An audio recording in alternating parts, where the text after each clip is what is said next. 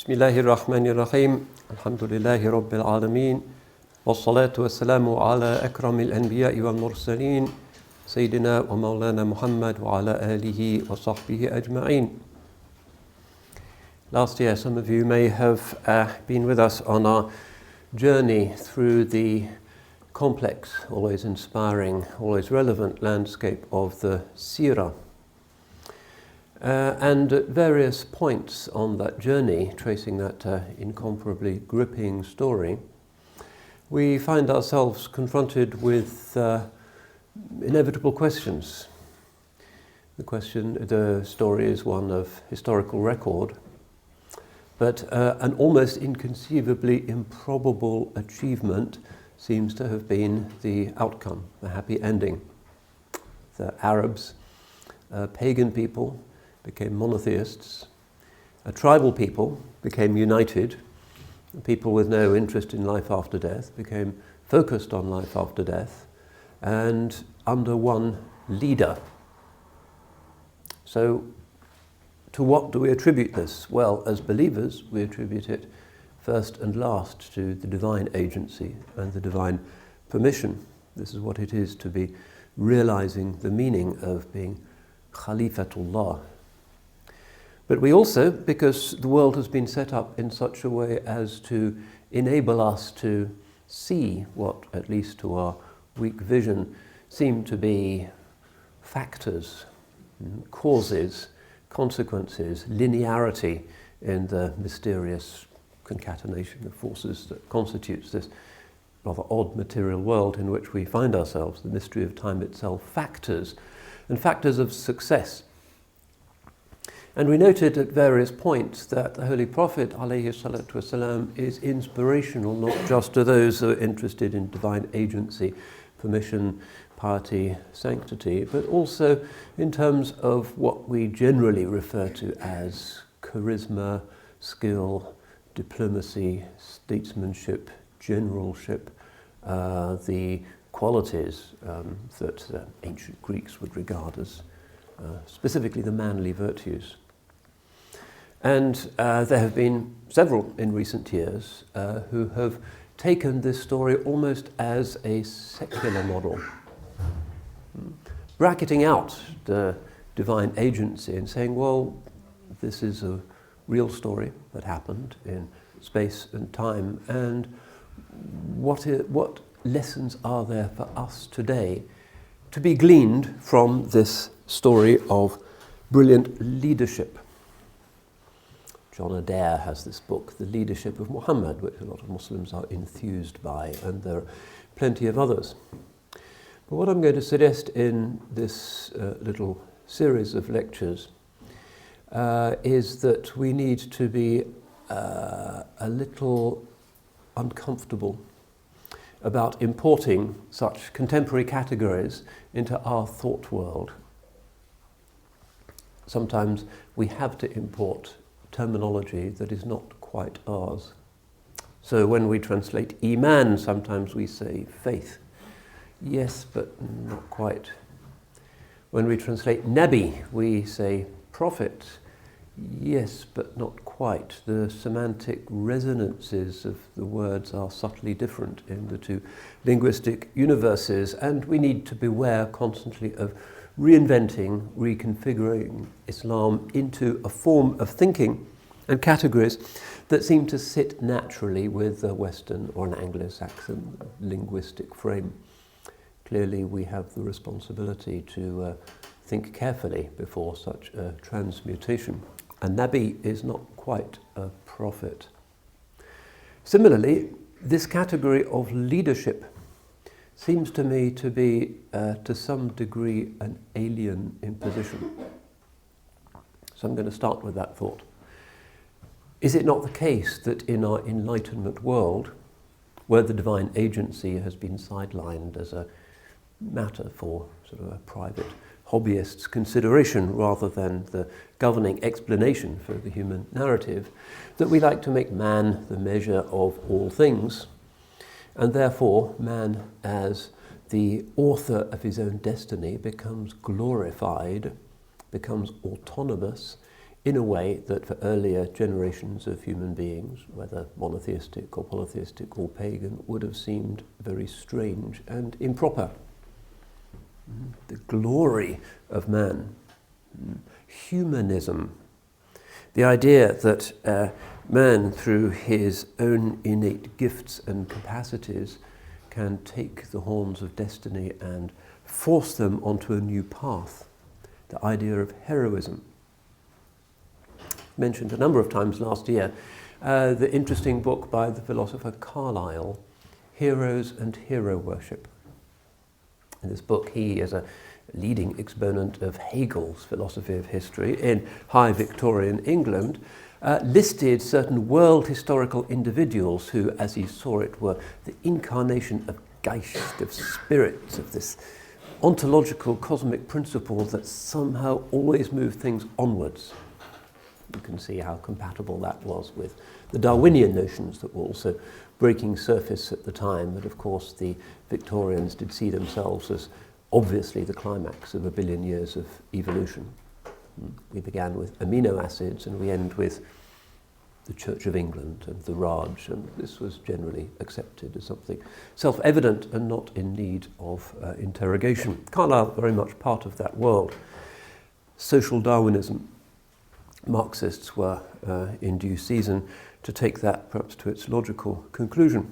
In fact, we could say that many of the key catastrophes of the 20th century were the result of the politicizing of Darwin.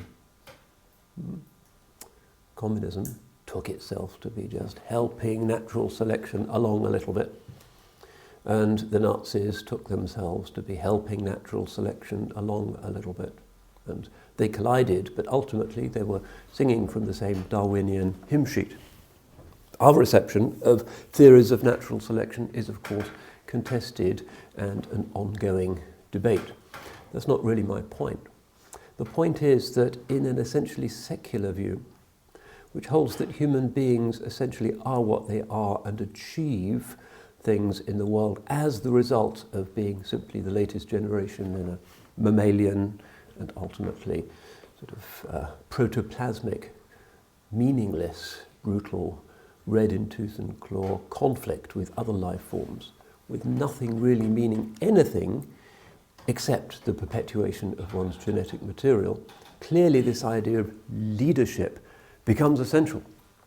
And so Carlyle, understanding this very clearly as the new zeitgeist, a post-Christian idea, insists that there are certain world historical individuals who represent this Hegelian ontology of progress towards greater complexity and greater order, and he identifies them as certain key individuals in human history.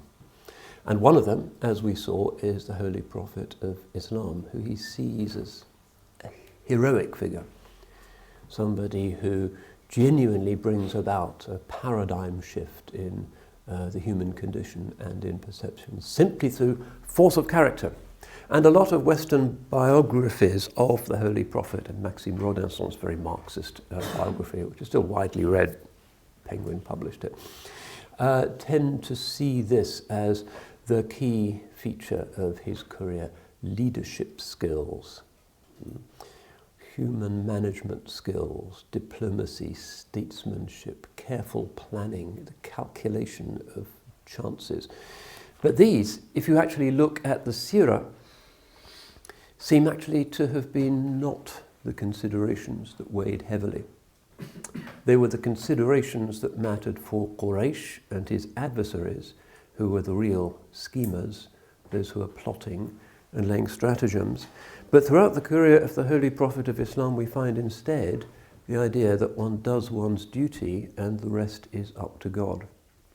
But this idea of leadership seems more like part of the old tribal glorification of certain charismatic individuals than the prophetic model which is being enunciated in Scripture. So let's begin with that thought. After all, the Muslim world and the British Ummah is awash now with leadership programs of various kinds. how to create great leaders for the Muslim community, and CMC, I suppose, is part of that industry in a certain way. But how exactly does that translate into our own indigenous vocabulary and categories? Perhaps not very well. So one of the things that I want to do in this course of lectures is to look at certain figures who, by secular canons, could be regarded as leaders: military, political, diplomatic, cultural, spiritual, scholarly. The Ummah has no shortage of great figures to be inspired by, and to see to what extent their success and their esteem in the eyes of the Ummah can be attributed to the kind of management speak, calculating, flip chart culture that talks about how to be a great CEO, or how to be a successful MP, or how to get a good job in the Foreign Office, and these sort of CV-centered criteria for leadership that seem to be prevalent nowadays. Is there some overlap? Or are we talking about something radically different? And if we are, then what really are we doing to the logic of our community if we insist on this leadership idea? Not sure. Sometimes it can go to extremes that seem quite absurd, certainly without precedent in our culture. This idea of Muslim Achievement Awards, for instance. Who is voted the best nasheed artist of 2018? Round of applause, and it's like the X Factor or something, and somebody comes on, the egos are there, and everybody cheers, and it's great entertainment. Who is the great scholar of 2018? Round of applause, and here's a little badge, and the ambassador of somewhere comes along, and the MP is photographed next to you. This is increasingly part of our celebrity-oriented culture in Western Islam, which I think is rather strange in the context of a religion where scholars and others have generally preferred not to be in the limelight, and where humility and hayat are almost a watchword of the religion. The hadith says, لِكُلِّ دِينٍ خُلُقٍ وَخُلُقُ الْإِسْلَامِ الْحَيَاء. Every religion has a particular, specific ethos. And the ethos of Islam is shyness, humility, this is part of the prophetic greatness. And again, last year I tried to point to what seems in secular eyes to be something paradoxical about him and his leadership, sallallahu alaihi wasallam. Who could doubt the virility of the way in which he led his people in peace and war? Magnificent. But at the same time, we see, for instance, all of those many hadiths which have him crying, sallallahu alaihi wasallam.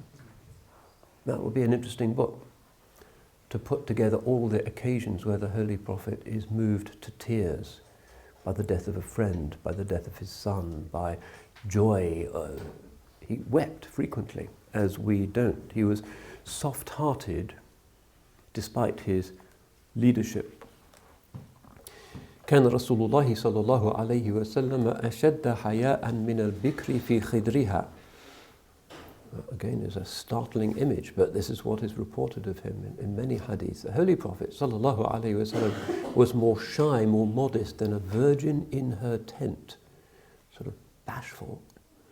How does that fit with a man who's buckling on his armour on the eve of the Battle of Badr and escapes with his closest companion on the Hijrah and those magnificent leadership moments? That kind of bashfulness, shyness won't be found in the contemporary management speak leadership manuals. We're dealing with something different here that is unfamiliar to those of us whose souls have been formed in the modern world. And this has to give us pause. If he is saying, sallallahu alaihi wasallam, that the ethos of Islam is one of humility, shyness, bashfulness, sounds almost kind of stereotypically feminine, then where is leadership? Where is muruwa, virile, manly strength, which is also clearly an aspect of his prophetic perfection. So balancing those two, I suggested last time the prophet who weeps, the prophet who is shy, who lowers his gaze, with the prophet who is the great warrior, diplomat, ambassador, rescuer of his people, preacher, khatib, and so forth, is something that will force us to shift categories a little bit. And what is going on here?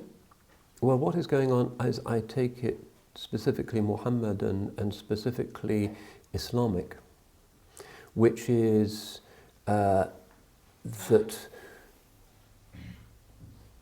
the way of Islam is to be in the world, but not to seek magnificence in the world.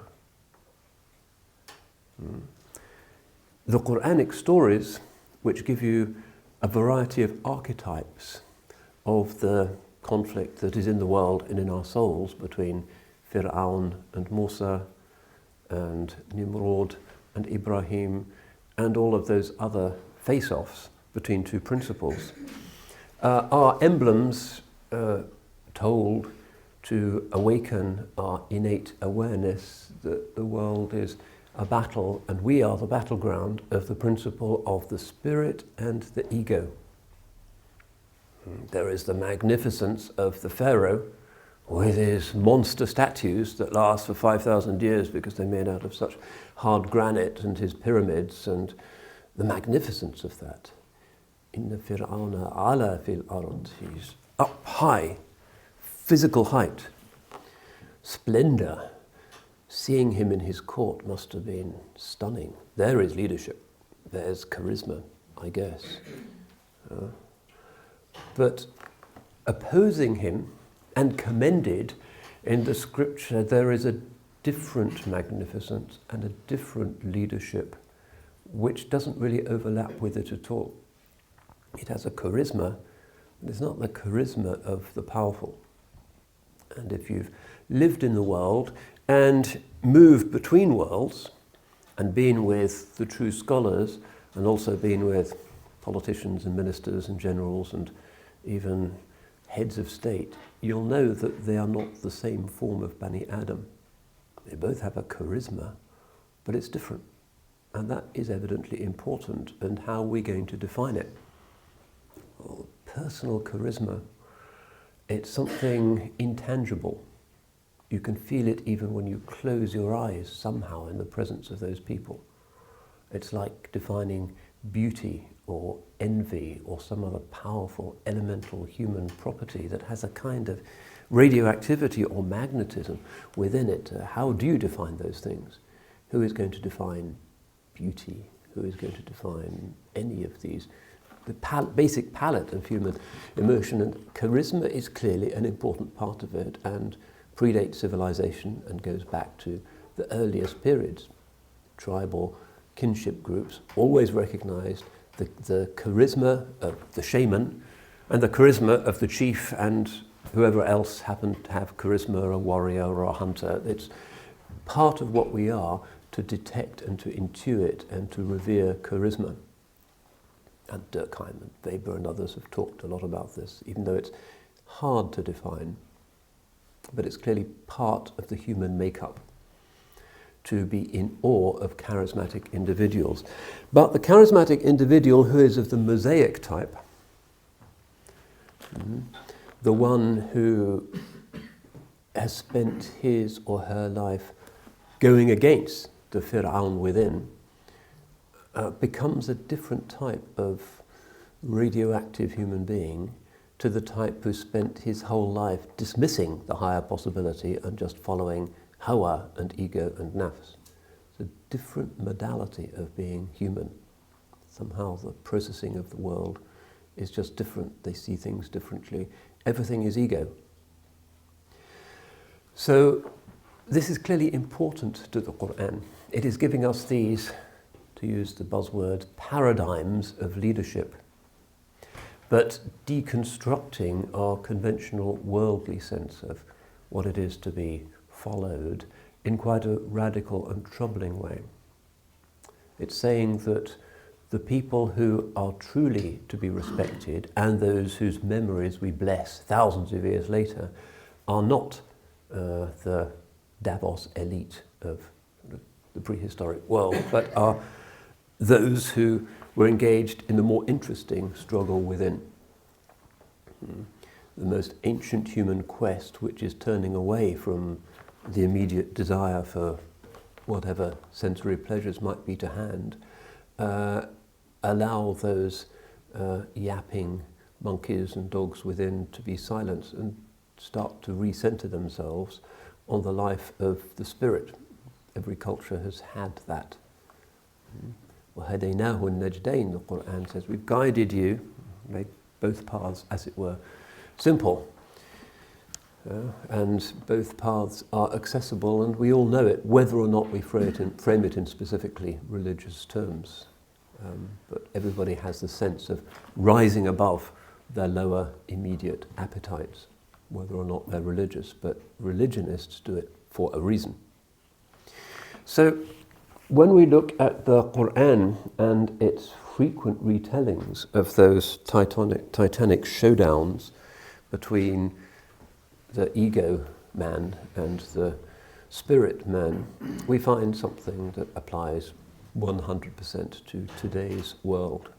And we find an explanation of why it is that if you leave the presence of the self-denying faithful scholar or the simple fruit seller on the street corner who's really got no ego but really likes to read Quran, and then you visit Ra'is al-Jumhuriya or Jalalat al-Malik Fulan, it's a different experience. Even if they're also praying and fasting and doing the same kind of Muslim things, it's a different kind of leader whose presence you are in, and the presence of those whose habitat is the corridors of power is overwhelmingly a disturbing one, disorienting. There's a kind of dark energy there, which is palpable to most human beings that generally don't find those places very congenial. You breathe a sigh of relief when you leave, not just because this guy could have you arrested in an embassy and chopped up into little pieces, but because there is some kind of sort of negative force there, which can sometimes feel like a curse, the denial of the divine presence, however absurd that human project might be. So this is important in our scripture, and it kind of subverts our conventional language about leadership and makes us interrogate very carefully the burgeoning Muslim culture of developing leaders and leadership programs and Muslim achievement awards and the 500 greatest Muslims in a particular year and all of those strange league tables.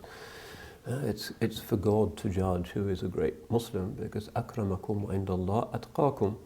The noblest of you in his sight is the one who fears him most, and who knows who that is? Yeah. Who knows who is the best of us today? We have no means of detecting that, any more than we have means of detecting who has secret vices, secret virtues. Allah is keeping these things hidden, and that is part of his mercy, that we are all veiled creatures. So that's a way of beginning, and what I want to do to get to drill down into this a little bit more, into this rather disorienting doubt that I'm raising about the virtue of leadership, self-promotion, self-vaunting, smiling in the limelight, is to look at some hadiths. Hadiths that should be quoted often in our community. You go to community events and you see the sort of Uncle G types, the community leaders, and what they really want is to be photographed with the local MP more than anything else. And they're heads of Islamic something, and they're trustees of this mosque or that mosque, but you can see them kind of almost bursting with pleasure and childish delight when the MP is there. Oh, the great white man, and I'm going to have a photograph with him, and I can send it to my uncle, and the other rival trustee hasn't been photographed. It's pitiful, and it is not respected by anyone.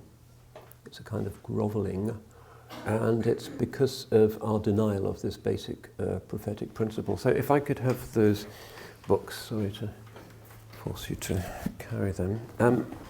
So enough of me rabbiting on. Let's look at what the Holy Prophet says about this principle of leadership. How can it be a problem in Islam when so many of these hero figures in the Quran clearly are leaders of their people? And it is through their leadership, it seems, that their peoples are brought to salvation. Noah was a leader, Moses a leader, and so forth. Sayyidina Muhammad sallallahu alayhi wasallam led his people. What's not to like? Well, this is Sahih al-Bukhari with the famous storied commentary of Ibn Hajar al-Asqalani, known as the Fath al-Bari. He's, I guess, a leader of the Muhaddithin, one of the great figures of late Mamluk Egypt, which was a period of extraordinary fluorescence in hadith studies in particular. And his life is well worth charting, interesting life. But he produces this, what greater achievement could there be for a Muslim than to produce the most respected commentary on the most respected hadith collection. So let's approach this with reverence. And here is his way of addressing one of the later books in Sahih al-Bukhari, Kitab al-Ahkam, book of rulings or judgments, and it's the place where you tend to get hadiths that are leadership related. To be a judge, to be an inspector, to be in authority of some kind. And it begins with the idea of not being a leader but obeying leaders. So, باب قول الله تعالى أطيعوا الله وأطيعوا الرسول وأولي الأمر منكم. Allah says, obey Allah, obey the messenger, and those who have authority amongst you. Amr, command. Imara, to be a commander, to have authority of some kind. Allah is instructing us to obey Him, His messenger, and those amongst us who have authority. Leadership, well, it's not quite the same category, but this is as near as we're going to get. Modern Arabic words for leader, like za'im, qa'id, and so forth, are post-prophetic, and perhaps that's indicative of how the semantics have shifted. Okay. حدثنا عبدان أخبرنا عبد الله عن يونس عن الزهري أخبرني أبو سلمة بن عبد الرحمن أنه سمع أبا هريرة رضي الله عنه يقول إن رسول الله صلى الله عليه وسلم قال من أطاعني فقد أطاع الله ومن عصاني فقد عصى الله ومن أطاع أميري فقد أطاعني ومن عصى أميري فقد عصاني.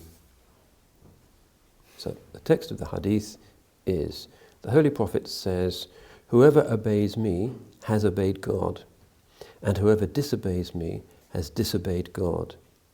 Whoever obeys the one who I have appointed to be in authority has obeyed me, and whoever has disobeyed the one to whom I have given authority has disobeyed me. This is expressed in stark terms, kind of absolute. Going to need some kind of commentary. Ibn Hajar supplies that, but the basic principle is authority is a big deal in the religion, and it comes through the prophetic example. During his lifetime, sallallahu alaihi wasallam, through practical commands. This army goes here, that tax is used for that purpose. Subsequently, it's through increasingly extended processes and chronological lines of interpretation and ijtihad. But the principle is the same. Obedience to God, therefore obedience to His Prophet, therefore obedience to people in authority. Okay, and then another famous hadith. And Rasulullah sallallahu alayhi wa sallam قال ألا كلكم راع وكلكم مسؤول عن رعيته فالإمام الأعظم الذي على الناس راع وهو مسؤول عن رعيته والرجل راع على أهل بيته وهو مسؤول عن رعيته والمرأة راعية على أهل بيت زوجها وولده وهي مسؤولة عنهم. Every one of you is a shepherd. This would have been understood as being a shepherd specifically, and each one is answerable for his flock, those whom he shepherds. The greatest leader, Al-Imam Al-A'zam, who is an authority over people, is a shepherd and is answerable for the state of his flock. A man is the shepherd of his household and shall be called to account, is answerable for his household. A woman is a shepherd over the people of her husband's house and his children, and she is also answerable for that. ألا فكلكم راع وكلكم مسؤول عن رعيته. So he repeats it. Every one of you is a shepherd. Every one of you is answerable for his flock. So this is more like a kind of warning and a statement of fact than a glorification of being a leader. You'll be called to account. Just like the shepherd who is neglectful, goes to sleep.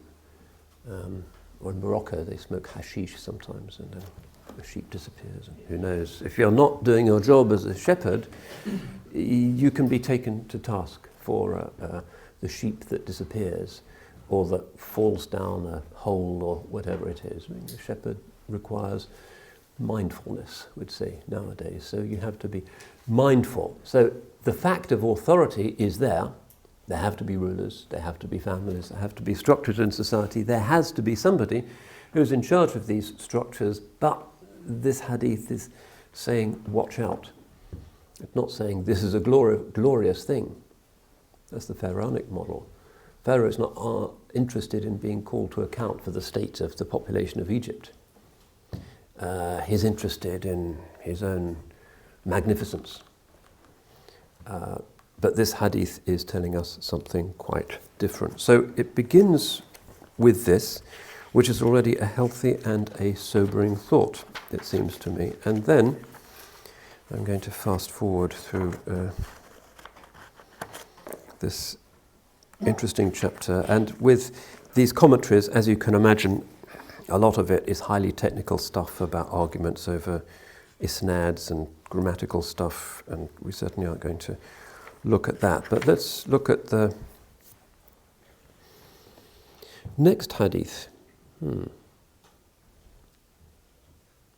قال رسول الله صلى الله عليه وسلم لا حسد إلا في اثنتين رجل آتاه الله مالا فسلطه على هلكته في الحق وآخر آتاه الله حكمة فهو يقضي بها ويعلمها. Only two people should be envied. A man whom God has given wealth and he uses it, almost to its depletion in right causes, and another whom God has given wisdom in accordance with which he judges and teaches. Envy is a vice, except it's permissible to envy a billionaire who's giving away all of his money, because his ذَلِكَ فَضْلُ اللَّهِ يُؤْتِيهِ مَنْ يَشَاءُ. The Holy Prophet says of such a person, he's praying and fasting, inshallah, but is also doing these other things. And then also this idea of wisdom. Somebody is wise, you can envy that person. And the commentary goes on to explain that this has a lot to do with wisdom in disposing of the affairs of those for whom one is responsible, this ra'iyah, this flock. If you have wisdom in dealing with people and in giving judgment over them, it's permissible for people to envy you. So that, again, puts you up there. Somebody in a position of authority can be legitimately envied. let's move on a bit because there's a... And then, Bab. من لم يسأل الإمارة أعانه الله عليها. A chapter on the fact that he who does not ask for authority will be given help in exercising that authority by Allah. Right, so this is exactly the heart of what we were talking about with this apparent prophetic paradox of the humility and the magnificence of his leadership, sallallahu alayhi wa sallam. عن عبد الرحمن ابن سمرة قال للنبي صلى الله عليه وسلم يا عبد الرحمن لا تسأل الإمارة فإنك إن أعطيتها عن مسألة وكلت إليها وإن أعطيتها عن غير مسألة أعنت عليها وإذا حلفت على يمين فرأيت غيرها خيرا منها فكفر عن يمينك وأت الذي هو خير. So, here is a hadith that immediately seems to challenge the leadership industry. Abdurrahman bin Samura is a convert who goes on to actually become a governor in Iran after the conquest, so he's somebody who is in authority, is a leader. O Abdurrahman, the Holy Prophet says, do not seek authority. Do not seek leadership. Because if you are given it, having asked for it, it will be given authority over you. But if you're given it without asking for it, you will be helped in it. And then the hadith goes on, and if you swear, you take an oath to something, and then you see something else is better than it, then you can pay an atonement for breaking your oath and then do the thing that is better, which is another issue, but it's mentioned in this hadith. So the commentary then, trying to filter out some of the grammatical interest. Okay. Man wukila ila nafsihi halak. Whoever is entrusted to his own self will be destroyed. وَمِنْهُ فِي الدُّعَاء وَلَا تَكِلْنِي إِلَى نَفْسِي. So this word is used in the famous prayer where we say, do not make me rely upon myself, do not make my own self my reliance. وَوَكَلَ أَمْرَهُ إِلَى فُلَانٍ صَرَفَهُ إِلَيْهِ. So in Arabic you say, when you use this verb, and you hand over to something to someone, then you're giving it over to him. ومعنى الحديث أن من طلب الإمارة فأعطيها تركت إعانته عليها من أجل حرصه. So the meaning of the hadith is that whoever seeks authority and is given it is not helped or is not to be helped in it because of his zeal, because of his ambition, we'd probably say. ويستفاد منه أن طلب ما يتعلق بالحكم مكروه. So we gain from this the fact that to seek anything relating to authority is disliked, makruh. فيدخل في الإمارة القضاء والحسبة ونحو ذلك. And included in authority here is things like being a judge, or being a kind of magistrate or policeman, and things like that.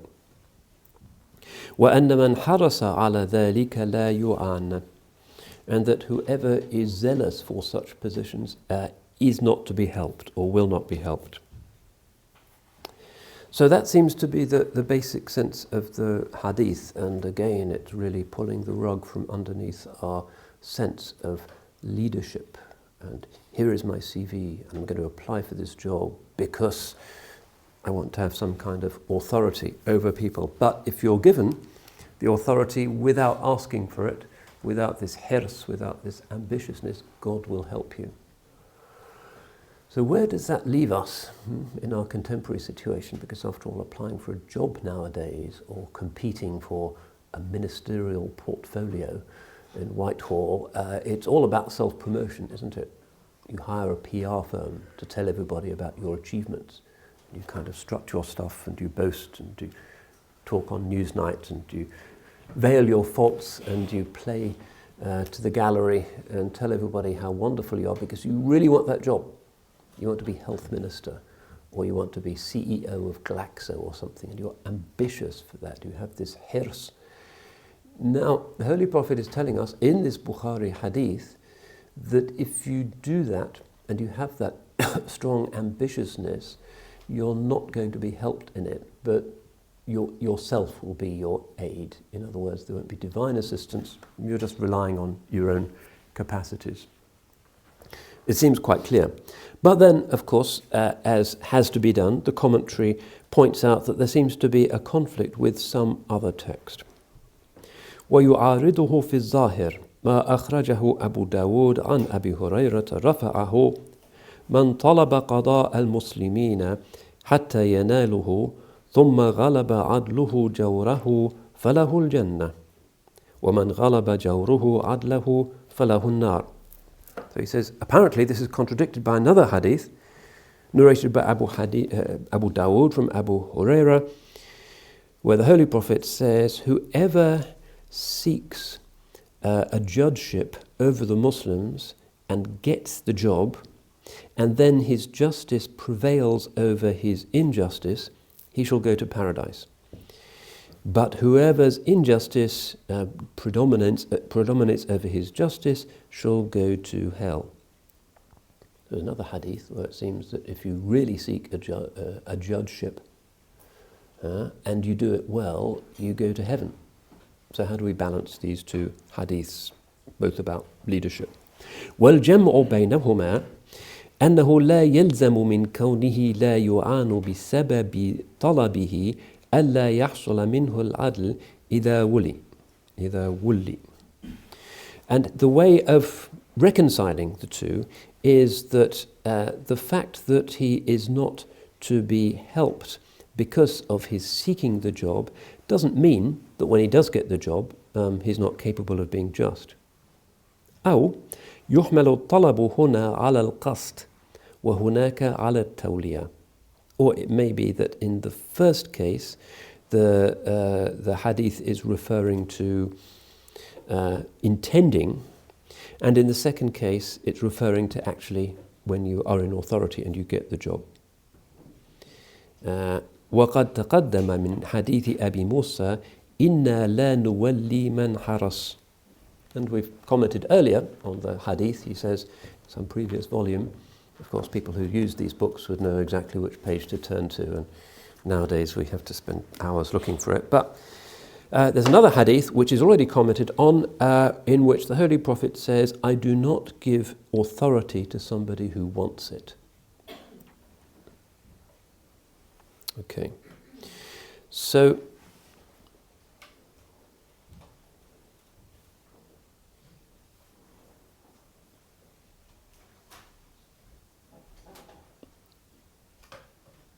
yep.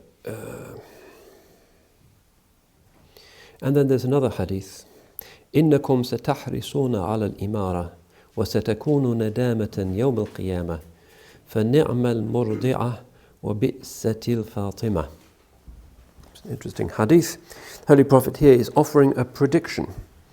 You shall certainly be keen to have authority, and it will be a source of regret on the Day of Judgment.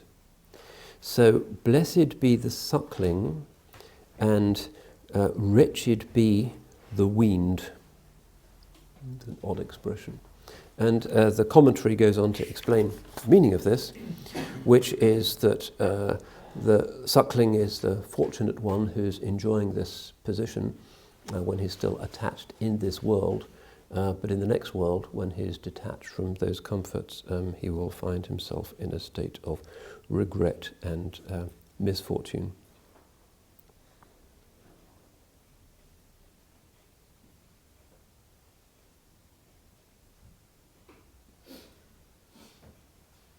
Yep. And then he goes on to talk about the vanity and the instability of positions of authority.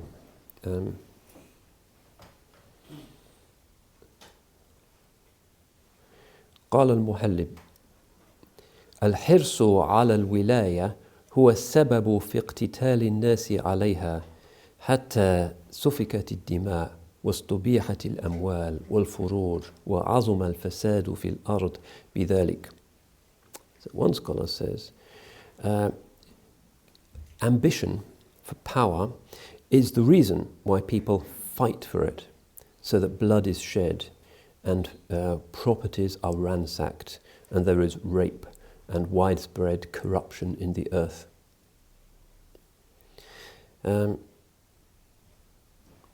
So there's more here, but I think we get the general idea quite strongly, which is that ambitiousness for leadership is regarded prophetically as a very big problem.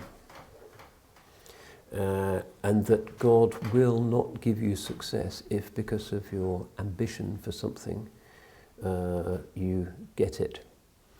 Which is one reason why we find the scholars historically, and the Imam talks about the akabir, generally refusing positions of authority because of the fitna that it brings.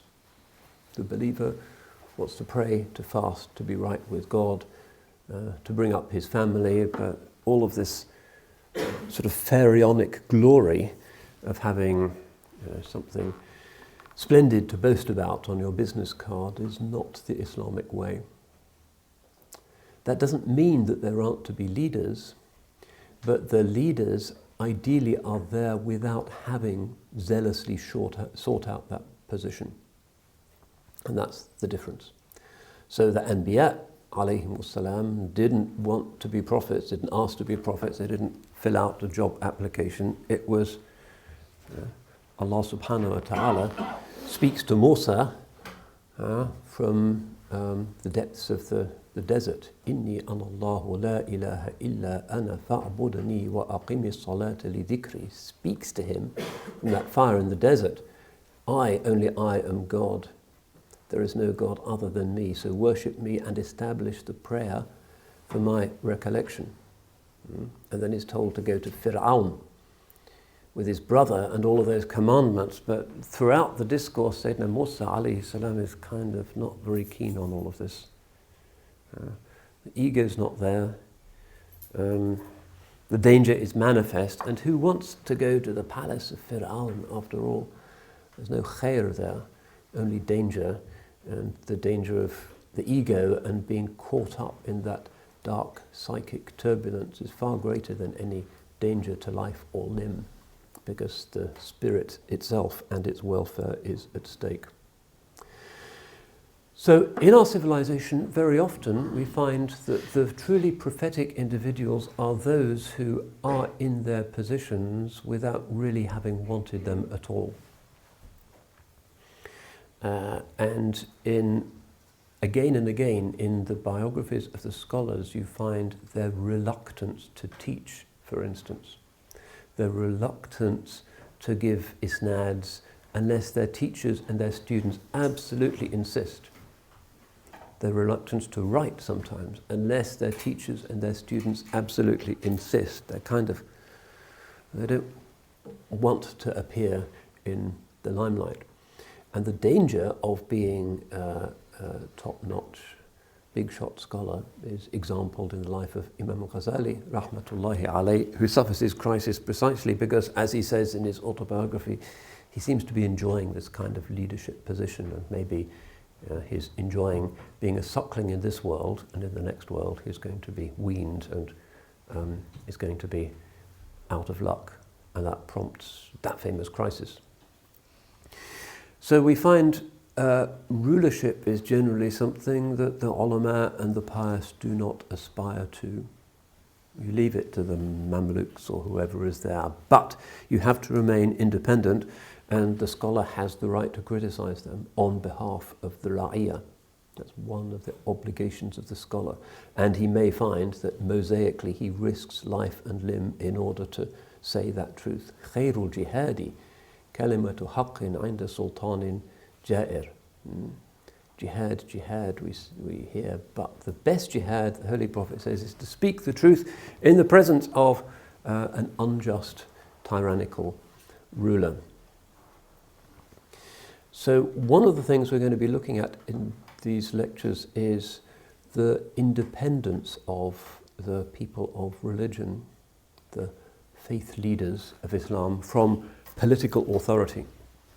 Musa cannot be the Wazir al-Awqaf. Pharaoh cannot co-opt him, and Musa will not allow himself to be co-opted. And this is one of the harshnesses of the scholar's vocation, that the people love the scholars and are doubtful about the rulers, and they are looking to the scholars for guidance, to be in that mosaic place. And nowadays, across the Ummah, we find the nationalization of the ulama, the co-opting of the people who should be warathatul anbiya, the heirs of the prophets, and sometimes excruciating pressures are brought to bear on them. If you look at the WikiLeaks website, there's a big download of royal Saudi emails. Very depressing, not least the fact that they really don't know the basis of Arabic grammar. It's shocking. But one of them is boasting to another prince, we can get our ulama to say whatever we want them to say. That's the reality of much of the ummah today. And this is profoundly subversive and is not our idea of leadership. You continue to speak the truth even if you are strapped down on the guillotine, and then you'll be loved until the Yawm al-Qiyamah. And this is a hard thing for the scholars to bear. So many of them are now behind bars. But then sometimes, realistically, to conserve what's left, maybe you have to go along with it. What are we to make of the muftis of the Russian Federation under communism? They tried to keep a tiny little spark alive in the almost extinguished candle of Islamic scholarship. The madrasas closed, the ulama sent to Siberia, everything smashed by a militant state atheism, and these kind of figureheads, the so-called red muftis. Well, I knew one or two of them when I was a student. They were both studying with me at a bit of the Azhar. And there were two of them from Russia, and the rumour was they were both KGB men sent to spy on each other. Actually, I found them to be decent, and their understanding, although there was little that they could say, was that if they don't do this thing and become the mufti of Tashkent and receive a salary from an atheist state, there'll be nothing there at all, and the thing will be dead. So sometimes they are in that excruciating, difficult position. But still, historically, the role of the ulama is to be chary of engaging with the Salatin. The best of sultans is he who visits the scholars, and the worst of scholars is he who visits the sultans. And this is really absolutely relevant to us today, even in the West. Governments are really trying to get a handle on Muslim communities and developing Muslim leadership skills, and even paying money, even counter-radicalization money, to various charities and quangos and odd shadowy agencies that have suddenly popped up and are throwing money around to try and develop Muslim leadership skills. And we need to sup with them with a long spoon, I think. Not because we don't also want to destroy radicalism, because it's more of a threat to our religion, really, than it is a threat to their sovereignty. But just for the integrity and the honour of the tradition of the ulama, which is not to be co-opted by anyone. So that's, again, something that we're going to be looking at in these various episodes. I want to say something just to conclude today about one particular instance of this. This is one that is important for CMC, because CMC has a memorandum with the Islamic University of Moscow. And we have hosted the Deputy Mufti of Moscow, the Deputy Mufti of Siberia, and the Muslim ulama of the Russian Federation, which is an important place because 40% of Muslims in Europe live in Russia. Big community.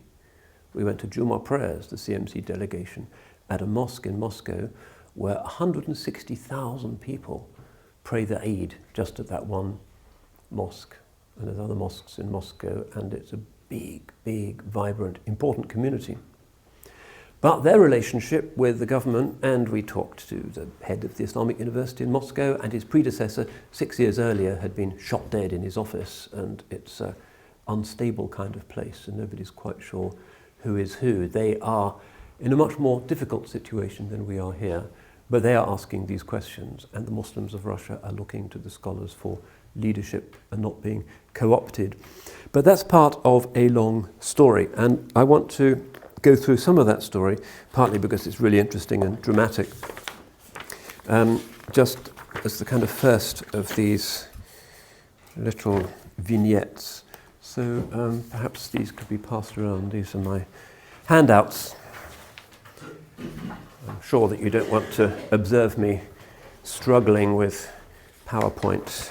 It has comedic value, but it's not really good educational practice. So I'm doing it the old style with handouts. Now, I'm going to lead up to an example, a champion of Muslim leadership of the 19th century, who is Imam Shamil of the Caucasus, who many of you will have heard about, who is worth dwelling upon because of his being kind of on the cusp of modernity. He's not from some Mamluk back when.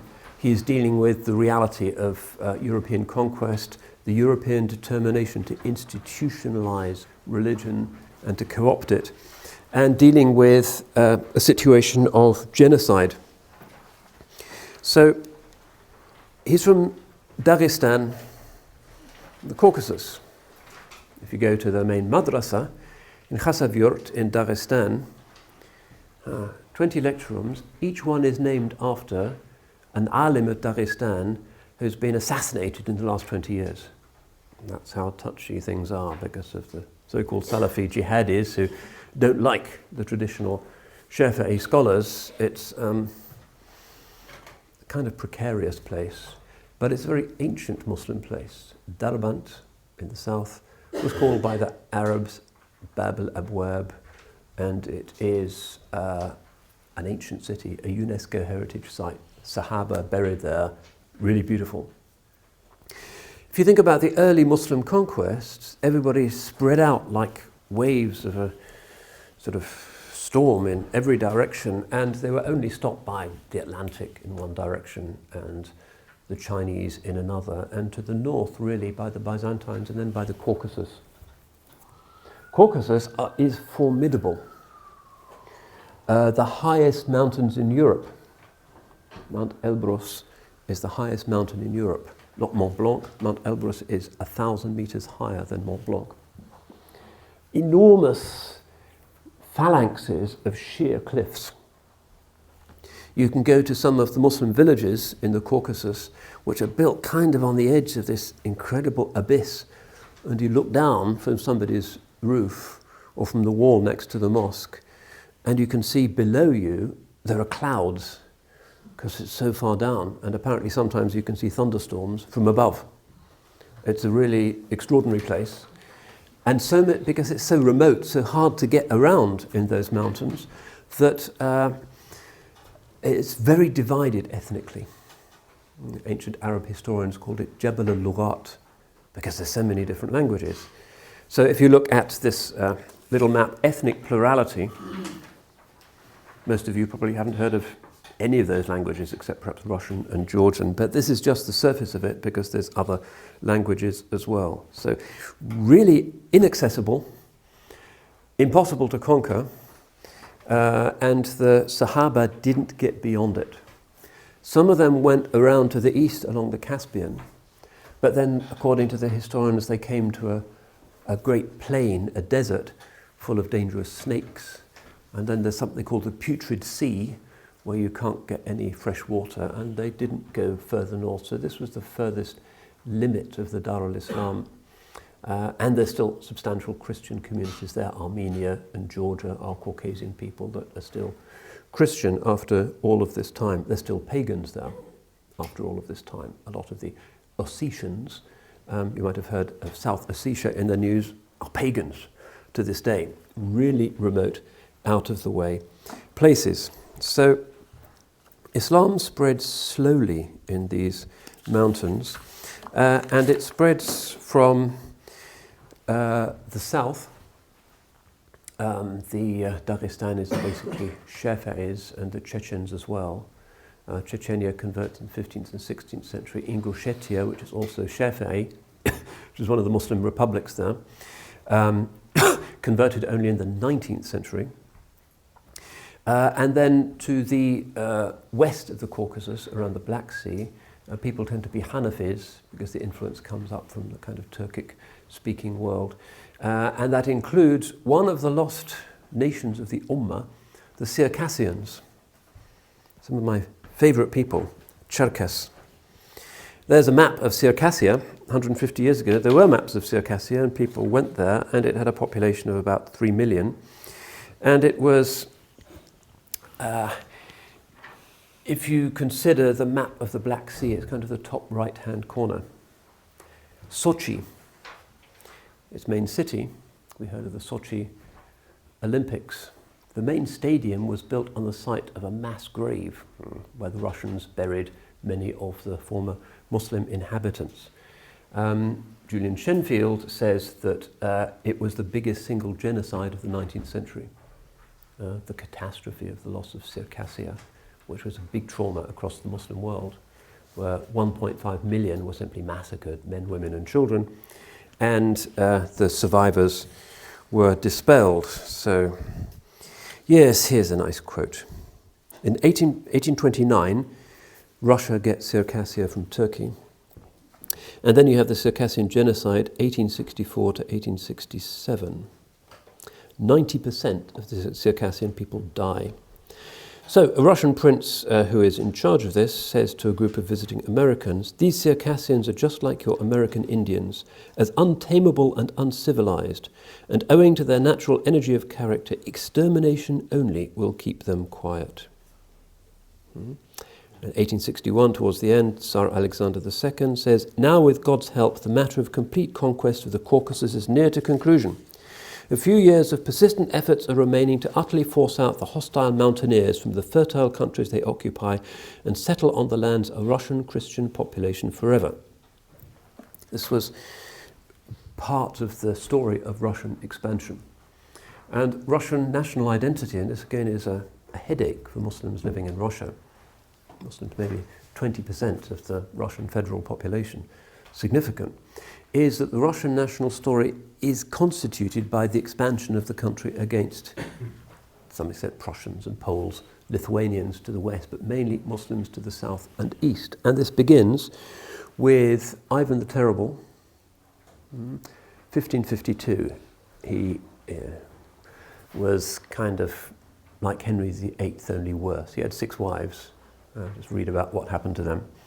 And once he had an argument with his pregnant daughter because she was wearing something he didn't like, and so he beat her up and she miscarried, and then the daughter's husband objected, and so Ivan the Terrible killed him and killed all his children, and a kind of unhappy sort of person. But he is the one who really begins this crusade towards the east, and he captures the great Muslim city of Kazan, 1552, and Muslim population is either killed or forcibly baptized. 300 years they're not allowed to pray the Muslim way. And then Catherine the Great re-legalizes Islam, and the Muslims pop up again saying, "Oh, I'm not going to go to church any longer. Fooled you." And they start building mosques, and it's now a mainly Muslim town, capital of Tatarstan, which is interesting because Tatarstan is the most prosperous of all of the republics of the Russian Federation, and it's a Muslim republic. Anyway, Kazan is a great story, but it's not today's story. And then Ivan the Terrible goes south and takes Astrakhan, formerly known as Haji Tarkhan, Muslim city, which is where the Volga River hits the Caspian Sea. And then he goes east, and the Muslim Khanate of Sibir, today Siberia, which was thinly populated but Muslim land, also submits, and that's really the end of the large Muslim preponderance in the central and eastern Russian steppes. But the process continues, and the Russians continue to expand, partly through the Cossacks, through these kind of border-mounted mercenaries, semi-independent, sometimes suppressed, sometimes encouraged, who the Russians tend to put on the frontiers. The policy of Russian expansion is to establish garrison stations, stanitsa, governed by these wild, very orthodox kind of crusading Cossacks, and an amnesty is granted to criminals and exiles and other ne'er-do-wells if they want to settle those lands, which are removed from the previous Muslim population. So that's how Russia, from a fairly small thing, starts to become now, still, after the cessation of the independent states in 1991, the world's biggest country, largely because of expansion against Muslim neighbours. So the Circassians really get it in the neck, which is, if you ever meet Circassians, and there's Circassian websites, because the 10% that escaped still exist, mainly in Turkey, but the Ottomans settled them into the Circassian villages in Kosovo, for instance. The royal guard of the Jordanian royal family is made up of Circassians. So the guy who taught my son Yusuf to shoot was Circassian, European-looking people. And there's Circassian people. Women are famously beautiful. So much of the blood of the Ottoman royal house is actually Circassian. So Pertevniyal Valide Sultan in the 19th century was the wife of Sultan Abdul Majid, and therefore the mother of Sultan Abdul Aziz.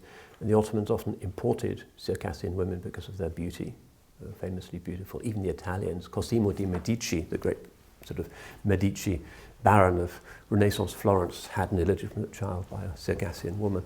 Pertevniyal, because these Ottoman women were really powerful, went on to found hospitals, and she has the Valide Sultan Mosque in Aksaray, Istanbul, is by her, and she was powerful. I was reading an Ottoman history book recently, and her son Abdulaziz had been travelling in Europe and was stopping at the Ottoman town of Rushchuk, which is now in Bulgaria.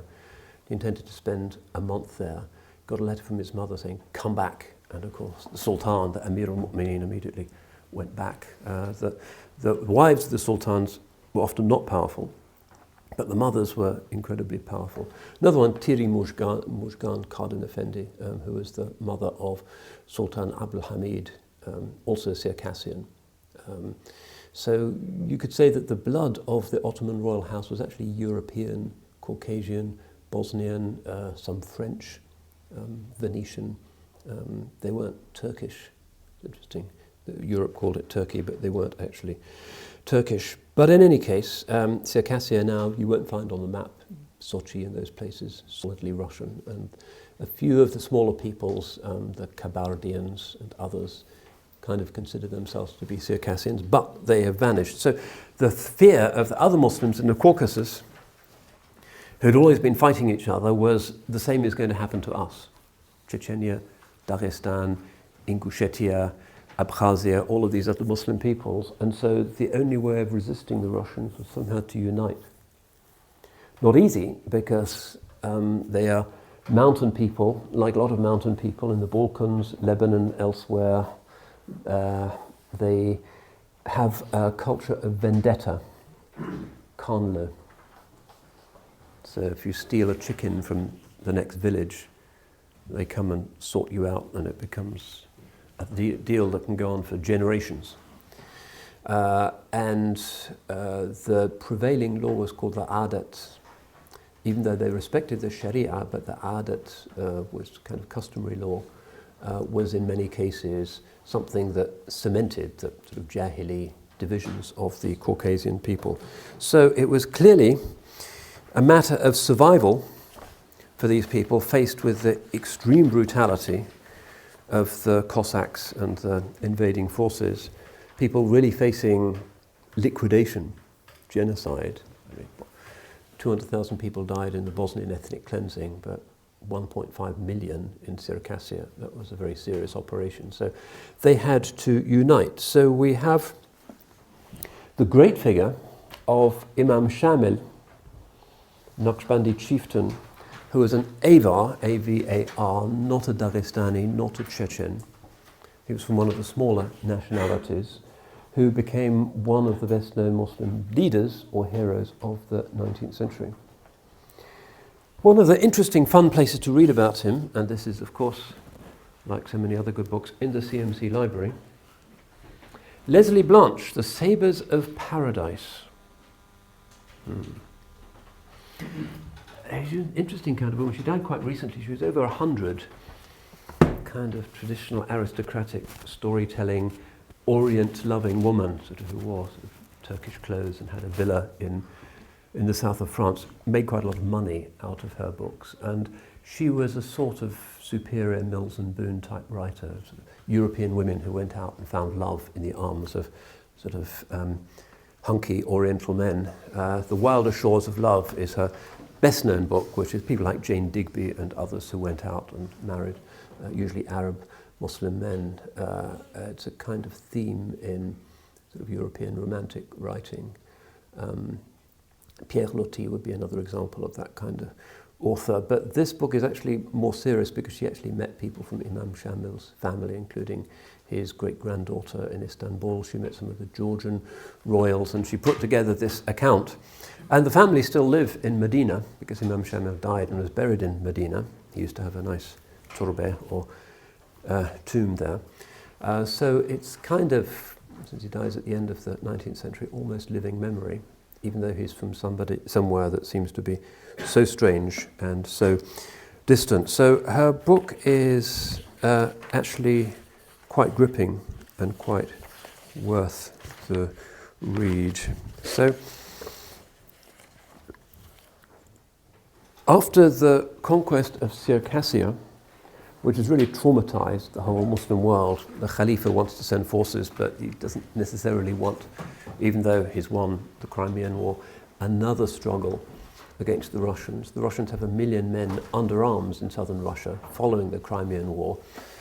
And so they're pushing further into the Caucasus, and it becomes this legendary scene of battles, Lermontov and Turgenev and Tolstoy. Tolstoy's famous novel Haji Murad is set in the Caucasian Wars. It becomes as important for the Russian imagination as the Wild West is for the Americans, except a little bit more literate and perhaps a little bit more disciplined. So the first coherent response comes from a very shadowy, still not properly researched individual. You might think, well, there aren't records here, but actually the libraries of Dagestan in particular are absolutely packed. These were highly literate scholarly communities who conversed with each other and wrote their books in Arabic, even though they were not ethnically Arabs.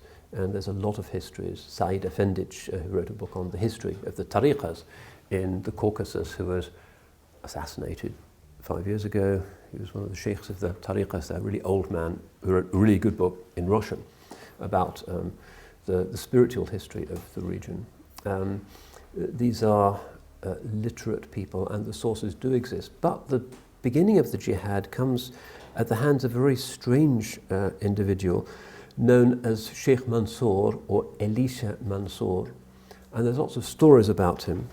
One of them is that he was actually an Italian Jesuit priest who had been sent to convert the Caucasians to Catholicism, but ends up converting to Islam and takes up arms against the Russians with an authorization from the Ottoman Khalifa.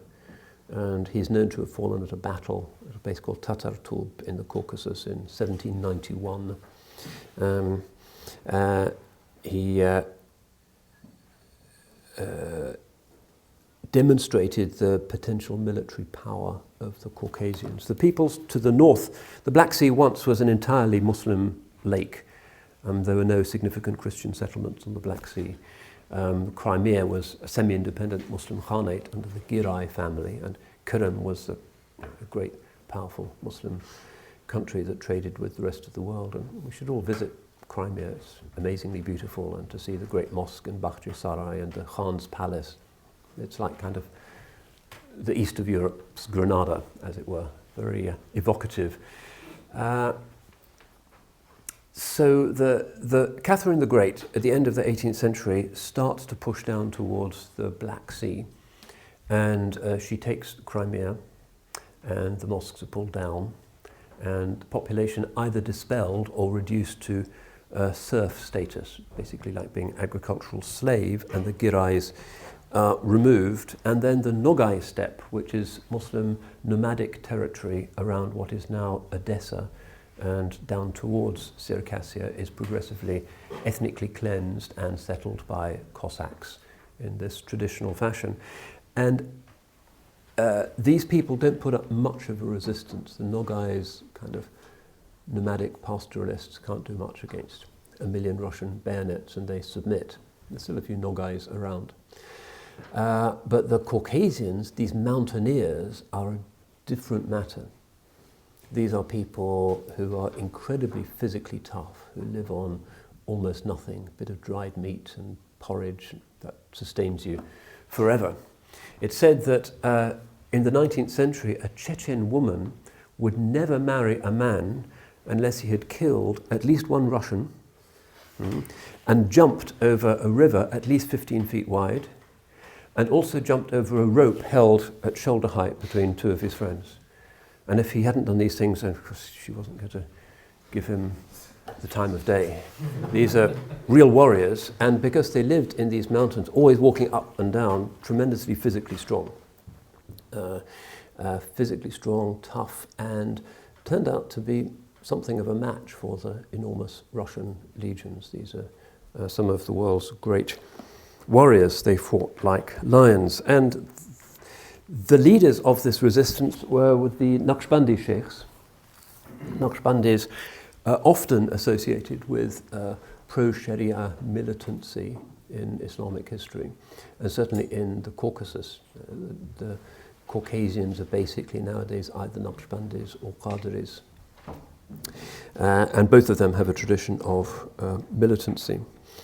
1827, a kind of capital is established by somebody called Ghazi Mullah, who is a Naqshbandi Murid, in the town of Ghimri, which is on top of this impossibly steep needle-like mountain, and it's difficult even to get a mule up there.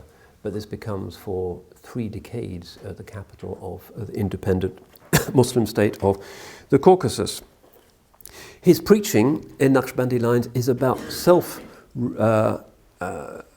improvement, and also about replacing the adat and these laws of vendetta with Sharia. Sharia doesn't recognize this kind of tit-for-tat killing, but instead insists that you deal with an injustice by going to the Qadi, who imposes a penalty, and a line is drawn under the dispute. So much of the battle in Caucasus is about replacing old ideas of vendetta and honor with Sharia values. And to this day, in the region, they call this the time of Sharia in the Caucasus. There is the problem of alcohol consumption. In the center of the villages, there are these big earthenware jars full of alcohol, and this has to be dealt with. And Imam Shamil, when he comes along, issues a ruling that anybody who claims to be Muslim who has ever consumed alcohol has to be flogged. And then somebody points out, well, you have also, in your own youth, are known to have tasted wine. And he says, yes, and I will be the first to enact this law. So he has his brother, who's also drunk, to flog him publicly, even though he's the ruler, the leader, in front of everybody. And then he flogs his brother. And that's the kind of toughness of these people. And that imposition of the rules on oneself, so that one is also part of the populace that is subject to one's leadership, is one reason why he manages to inspire people so much. The fact that he is living with their life and lives an extremely simple style of life. So you have Ghazi Mullah starting to try and take territory back from the Russians. And then the Russians besiege Rimri, and Ghazi Mullah is there, and his leading murid, Shamil, is there with their naibs, who are the kind of khalifas of the tariqah, and they decide that they're not going to leave, but they're going to make a stand, and the Russians besiege it. And according to the Russians, when they finally take the town, they find Ghazi Mullah there, still seated on his prayer carpet, and he's still in the prayer position, but he's actually dead, having been killed with his hand on his beard. But Shamil is still fighting with 60 of the naibs, great sharpshooters, the Chechens, shooting from a bastion. And then famous incident, inspirational really, and this got even into the English press, when there's only 2 men alive out of the entire garrison. This is what a Russian officer says, describing the incident. It was dark. By the light of the burning thatch, we saw a man standing in the doorway of the house, which stood on raised ground rather above us. This man, who is very tall and powerfully built, stood quite still, as if giving us time to take aim. Then suddenly, with the spring of a wild beast, he leapt clean over the heads of the very line of soldiers about to fire on him, and landing behind them, whirling his sword in his left hand, he cut down 3 of them, but was bayoneted by the 4th, the steel plunging deep into his chest. His face still extraordinary in its immobility, he seized the bayonet, pulled it out of his own flesh, cut down the man, and with another superhuman leap, cleared the wall and vanished into the darkness. We were left absolutely dumbfounded.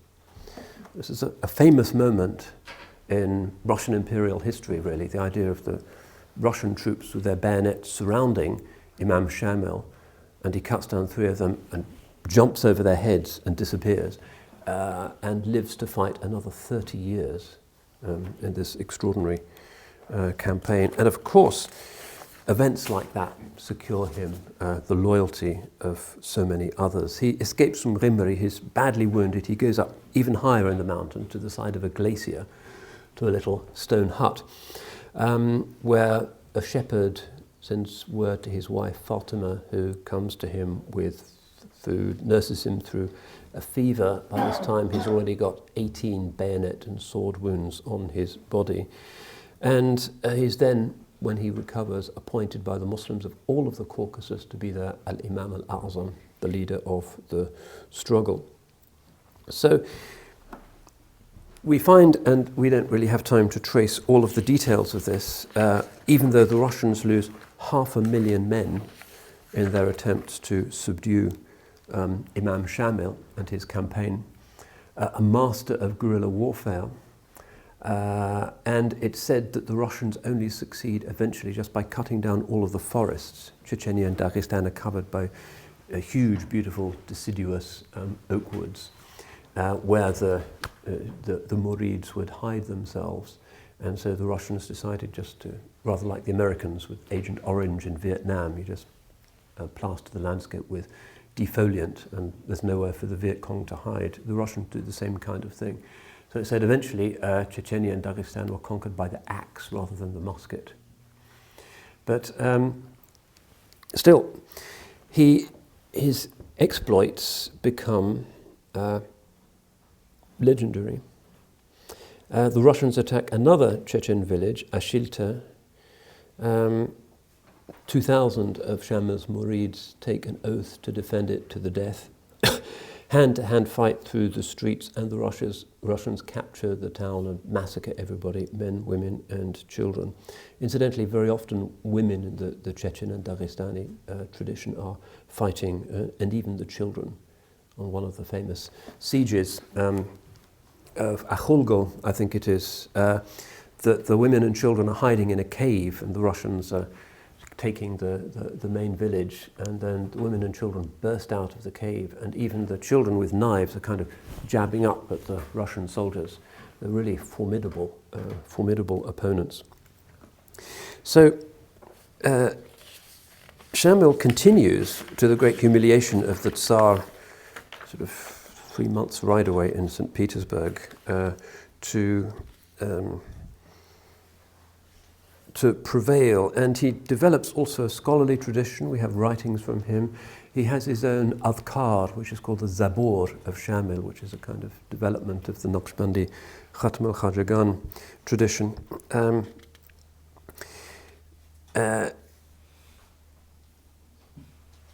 Dramatic stories of the final capture. But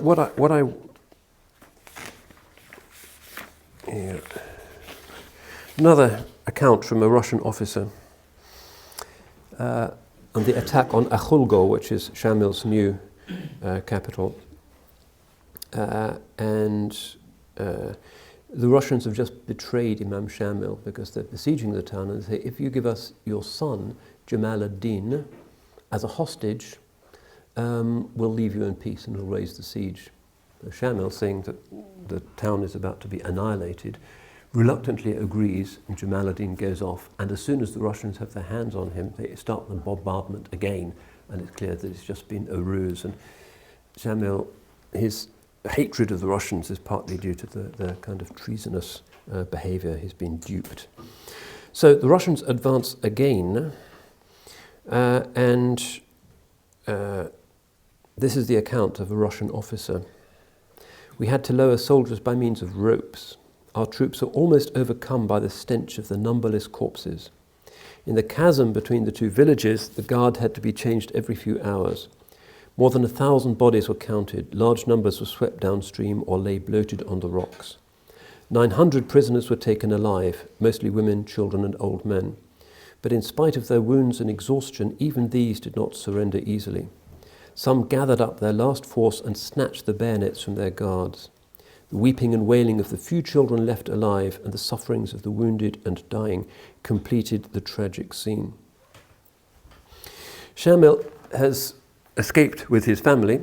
He has his two wives, Fatima and Jawhara, with him. Jawhara falls prey to a Russian bullet, a sniper, even though she's pregnant, falls into the river, never seen again. But still, they manage to escape. And then,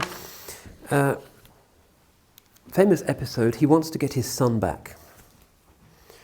And in order to do this, he captures, in a very daring raid in Georgia, 2 Christian princesses. And this is a great shame to the court in St. Petersburg. And he says, I'll return your princesses if you return my son.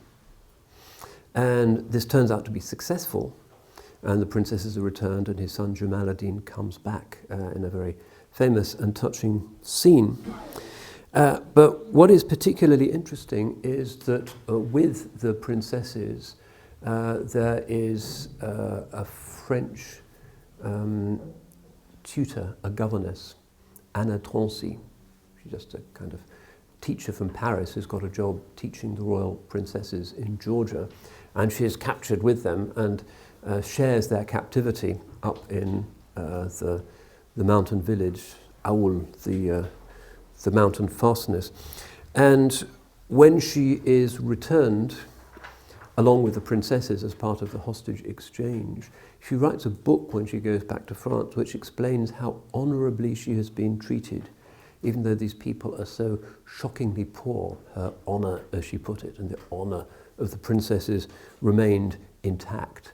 The Imam was stern, but treated them with respect. And part of the mythos, the legend of Imam Shamil is the honourable way in which he always treated prisoners and respected the sanctity of non-combatants, despite the fact that the Russians had massacred the entire population of nearby Circassia. He did not retaliate in kind and treated prisoners honourably.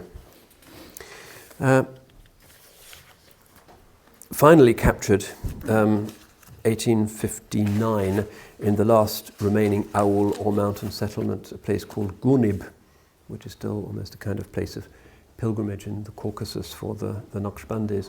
He only has 300 faithful murids left, and the Russians have a vast army. and the Russians say, unless you lay down your arms, we're going to hunt down every member of your family and kill them. And Shamil realizes that the game is up, and so famously he gives himself up and goes off to St. Petersburg in captivity. And the CMC group last year, visiting the Hermitage Museum in St. Petersburg, were shown his dagger and his banner, which they still have in the museum there. Quite an evocative thing, seeing those things from a time that was not that long ago. So that was the end of the independent Naqshbandi state, and what we glean from this is Imam Shamil is appointed by his teacher Ghazi Mullah. It's clear that he doesn't want to do any of this. It's evident that his real concern is dhikr and with implementation of the divine law. But given this force majeure of the possibility of Serbian-style ethnic cleansing in the Caucasus, he has no choice but to take on the mantle of being a leader. But at every point, he maintains his independence and his austere and ascetical lifestyle. His food is the food of everyone else. He lives in a very simple stone hut throughout the quite excruciating Caucasian winters. At altitude, he shares their suffering. He is at the front line of combat, and in this we detect something of the prophetic Muhammadan spirit. True leadership, which does not lead from behind, but from the front, and which does things not because one desires some kind of glory, in the style of Napoleon and so many others, la gloire, but rather because one is obliged by God's law and by the urgent entreaties of one's people to take up this mantle.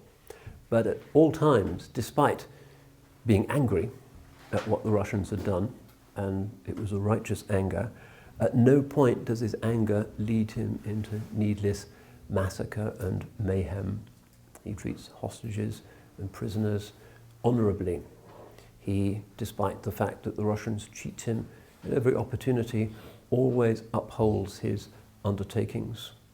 And thus is his memory in Medina with his family, and in the Caucasus, Russia, and much of the Ummah still revered as somebody who was Mosaic and not Pharaonic, somebody who did not wish for leadership but had it thrust upon him, and as a result, as is promised in the hadith of the Holy Prophet, was given help in his leadership. Nobody today particularly reveres those generals and those tsars, but who doesn't revere the memory of Imam Shamil. And even this romantic fiction writer, Leslie Blanche, really admires the man, though she had nothing to do with Islam. This is how da'wah exists. This is how leadership should be. But it doesn't have much to do with the kind of self-seeking, self-promoting, flip chart culture of the leadership programs in today's ummah. It's to do with spiritual charisma and self-denial. To the extent that you deny the ego, you can exercise just authority and God will help you. To the extent that your ego is in it and your rise to fame and fortune is an ego trip, you're going to be a disaster to the world. And we see this today in Washington, Moscow, so many places. Egos result in the destruction of the ra'iyah and the humiliation of Bani Adam. So that's the end of this rather brief introduction and outline to the life of Imam Shamil, but worth reading more about because it's a very dramatic, heroic, buccaneering kind of story in an age when things were looking bleak as they are today, but still the Ummah continues and Islam is still there and thriving in the Caucasus. Muslim population in Russia continues to grow. They don't drink so much, they don't have as many abortions, they have big families. The Ummah, alhamdulillah, continues to grow there. So who would have thought in Imam Shamil's time that there would be 160,000 people praying the Eid prayer at the Olympic Stadium Mosque in Moscow? You can see it from from the space station, apparently. It's extraordinary, a huge jama'ah. So, Wallahu khairul makirin, God is the best of plotters. Cambridge Muslim College, training the next generation of Muslim thinkers.